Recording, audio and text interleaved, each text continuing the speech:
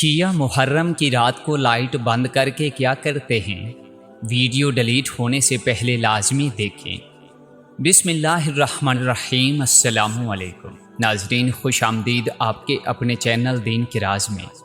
ناظرین، جیسے ہی محرم کا مہینہ شروع ہوتا ہے تو پورے عالم اسلام پر ایک عجیب سا سکوت چھا جاتا ہے، فضا غمگین ہو جاتی ہے اور دلوں پر کربلا کا غم طاری ہونے لگتا ہے۔ لیکن ناظرین، جب 10 محرم کا دن آتا ہے تو جہاں ایک طرف عاشورہ کے عظیم واقعات کا ذکر کیا جاتا ہے، وہیں اسی دن کی شام کو شام غریبہ کہا جاتا ہے، اور یہی وہ شام ہے جس کے بارے میں ہمارے معاشرے میں سب سے زیادہ خوفناک، شرمناک اور سنسنی خیز باتیں مشہور ہیں۔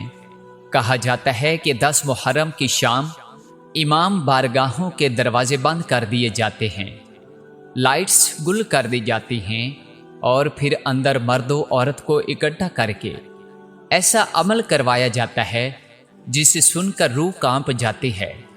بلکہ یہ بھی دعویٰ کیا جاتا ہے کہ اسی عمل کے نتیجے میں جو بچہ پیدا ہوتا ہے اسے بعد میں ذاکر بنایا جاتا ہے۔ اور ناظرین، بات یہیں ختم نہیں ہوتی، بلکہ اہل تشیع کے بارے میں اور بھی کئی باتیں مشہور ہیں کہ وہ اپنی نیاز میں تھوک ملاتے ہیں، قرآن کا انکار کرتے ہیں، اور اپنی مجالس میں ایسے ایسے افعال انجام دیتے ہیں جو دین اور عقل دونوں کے خلاف ہیں۔ لہٰذا آج کی اس ویڈیو میں ہم آپ کو یہی سب کچھ دکھائیں گے اور آپ کو حقیقت سے روشناس کروائیں گے، بلکہ ہم ان تمام باتوں کی تہہ تک جائیں گے اور آپ کے ساتھ شیئر کریں گے کہ ایک ایسے نوجوان کی آپ بیتی جس نے اپنی آنکھوں سے وہ سب کچھ دیکھا جو باہر کی دنیا نہیں دیکھ پاتے۔ تو چلیے شروع کرتے ہیں یہ ایمان افروز کہانی۔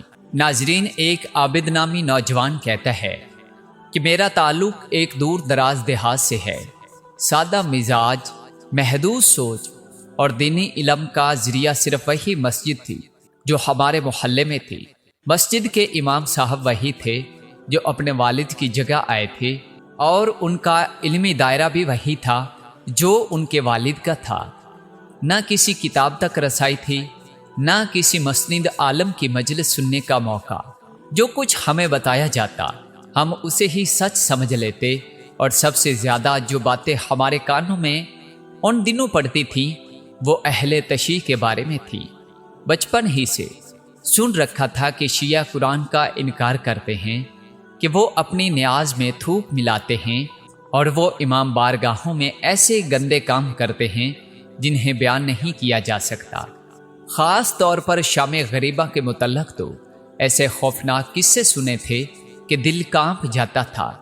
لوگ کہتے تھے کہ 10 محرم کی رات کو شیعہ لائٹس بند کر دیتے ہیں، دروازے بند ہو جاتے ہیں، اور پھر اندر ایک ایسا عمل ہوتا ہے جسے سوچ کر بھی شرم آتی ہے۔ مرد و عورت کا ملاپ کروایا جاتا ہے، اور پھر اسی سے پیدا ہونے والے بچے کو ذاکر بنایا جاتا ہے۔ یہ سب سن کر میرے دل میں شیعوں کے لیے بہت نفرت پیدا ہو چکی تھی۔ میرے اندر ایک لاوا پک رہا تھا، ایک ایسی آگ جس کی بنیاد صرف سنی سنائی باتیں تھی۔ ایک دن میں مسجد کے امام صاحب کے پاس بیٹھا تھا۔ اس سے روزمرہ دینی باتیں سننے کی عادت تھی، لیکن اس دن انہوں نے ایک عجیب بات چھیڑ دی۔ امام صاحب نے مجھ سے کہا، کبھی تم نے شیعوں کی شام غریبہ دیکھی ہے؟ میں نے نفی میں سر ہلا دیا تو وہ فوراً جھک کر بولے، وہ لوگ 10 محرم کی شام کو اپنی امام بارگاہوں میں ایسا کچھ کرتے ہیں جو ہم تمہیں بیان بھی نہیں کر سکتے۔ انہوں نے دعویٰ کیا کہ امام بارگاہوں کے دروازے بند کر دیے جاتے ہیں، لائٹس گل ہو جاتی ہیں، اور پھر اندر مرد و عورت کا ایسا ملاپ کروایا جاتا ہے جو مذہب کے نام پر سب سے بڑا دھوکہ ہے۔ میں سن کر سن رہ گیا، لیکن میرے ارد گرد کے دوستوں پر اس کا اثر کچھ اور ہی ہوا۔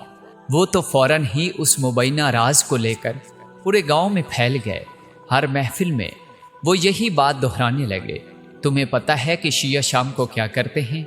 وہ اندر کی لائٹس بند کر کے کچھ اور ہی کھیل کھیلتے ہیں۔ مجھے حیرت بھی تھی اور تجسس بھی یہ سب کچھ واقعی کیا سچ تھا؟ کیا واقعی ایک پوری قوم ایسی گھناؤنی حرکتیں کر سکتی ہے، یا یہ سب ہمیں سکھایا گیا فریب ہے؟ اسی سوال نے میرے اندر آگ لگا دی، اور پھر 10 محرم کی وہ شام آ گئی۔ میں اپنے دوستوں کے ساتھ چپکے سے امام بارگاہ والی گلی میں جا پہنچا۔ گلی میں ایک عجیب سی خاموشی چھائی ہوئی تھی، جیسے ہوا بھی چلتے چلتے رک گئی ہو۔ سورج غروب ہو چکا تھا، اندھیرا گہرا ہو رہا تھا، اور فضا میں ایک اداسی، ایک سوگ کا احساس محسوس ہو رہا تھا۔ اچانک ہماری نظریں ان خواتین پر پڑیں جو سیاہ چادریں اوڑھے سر جھکائے امام بارگاہ کے اندر داخل ہو رہی تھی۔ امام بارگاہ کے دروازے پر کچھ نوجوان خدام کھڑے تھے۔ کسی کو بغیر اجازت اندر جانے نہیں دیا جا رہا تھا۔ ہم تینوں گلی کے کونے پر کھڑے دیکھ رہے تھے۔ دروازہ بند ہو چکا تھا، اور روشنیوں کی جگہ اب بس چند سرخ بلب اندر جھلک رہے تھے، جیسے کوئی دہتا ہوا منظر چھپا ہو۔ میرے دوست میرے کان میں سرگوشی کرنے لگے، ابھی شروع ہونے والا ہے وہ عمل جس کی ہمیں خبر دی گئی تھی۔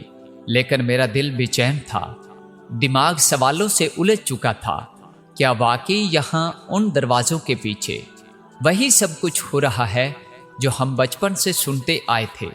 میری سانسیں تیز ہو رہی تھیں، دل ایسے دھڑک رہا تھا جیسے کوئی بہت بڑا راز اب میرے سامنے کھلنے والا ہو۔ اور پھر ایک لمحہ ایسا آیا کہ مجھے ایک جاننے والے کے ذریعے امام بارگاہ کے اندر جانے کا موقع مل گیا۔ وہ دروازہ جس کے بارے میں ساری زندگی یہ سن رکھا تھا کہ اس کے پیچھے گندگی، شرم اور بے حیائی چھپی ہے، وہی دروازہ میرے سامنے کھل گیا۔ میں اندر داخل ہوا، اور جو منظر میرے سامنے تھا وہ میری تمام سوچوں، تمام کہانیوں اور تمام سنی سنائی باتوں سے بالکل مختلف تھا۔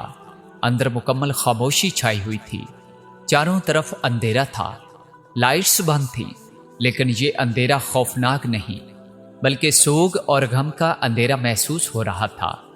ایک ہی لائٹ جل رہی تھی، وہ بھی منبر کے بالکل اوپر، ہلکی زرد روشنی میں نہاتی ہوئی۔ اسی روشنی میں ایک ذاکر آہستہ آہستہ منبر پر چڑھا، پورا حال سانس روک کے اسے دیکھ رہا تھا، اور پھر اس نے اپنا پہلا جملہ ادا کیا، انا للہ و انا الیہ راجعون۔ اس نے 3 بار یہ کلمہ دہرایا، ہر بار اس کی آواز میں لرزش تھی، اور ہر بار مجمع کی ہچکیاں بلند ہوتی جا رہی تھی۔